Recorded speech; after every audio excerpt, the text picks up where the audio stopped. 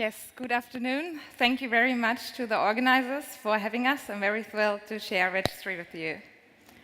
I graduated from university last year, and even though I knew I wanted to pursue a PhD, I still had to find a part-time job to afford a living. So what did I do? Well, what everybody else does. I went on the internet and found one of those recruitment platforms. I typed in some information and I got some open job positions to apply to. I even could do this through the platform. So I put in some personal information, I uploaded some certificates about my qualifications, and eventually I found a job through the platform. Great. What happens with my data afterwards? When I signed up, I agreed to the terms and conditions of this platform. They say that they may access, process, store, and use my data however they want to.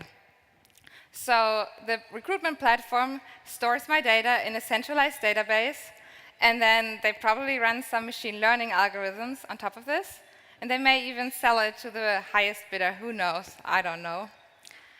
But I'm very privacy concerned. I don't want my data to be out there and to be sold and resold and be in a very big data set that can later maybe even be used against me. So we at Registree take a very different approach to this. We built a system made out of a decentralized and distributed database and very multiple centralized identifying databases on the other side. In between, we have a blockchain to control access control.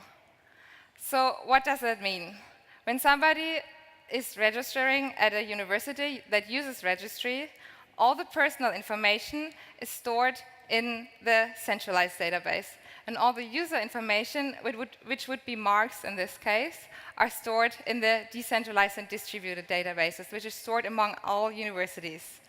And then the blockchain handles access control. This means that the student can decide who can access the data, when somebody can access the data, how often they can access the data, and they can even revoke this access to the data.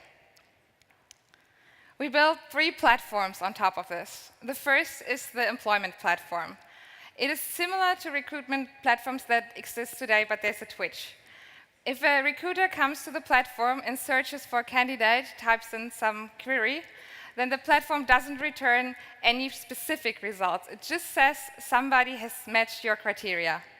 And then this student is notified and can then decide if he or she wants to interact with this potential employer.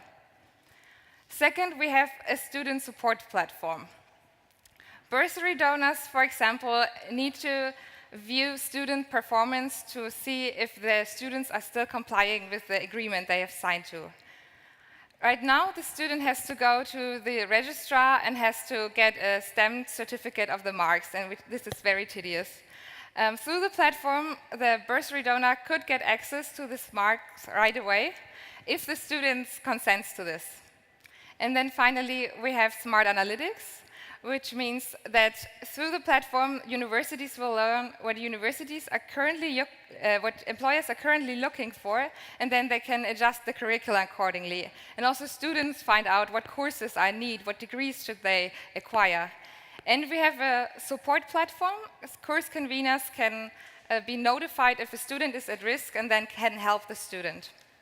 Our business model is built on the first 2, so we will charge for querying the data.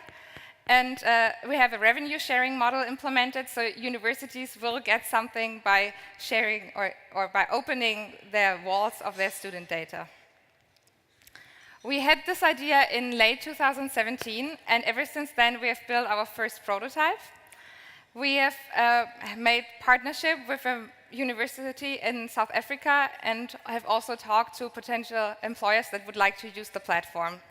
We just recently got the first students to use the platform, and we are hoping to onboard more students over the next couple of months and then expand our partnerships in early 2019. Thank you.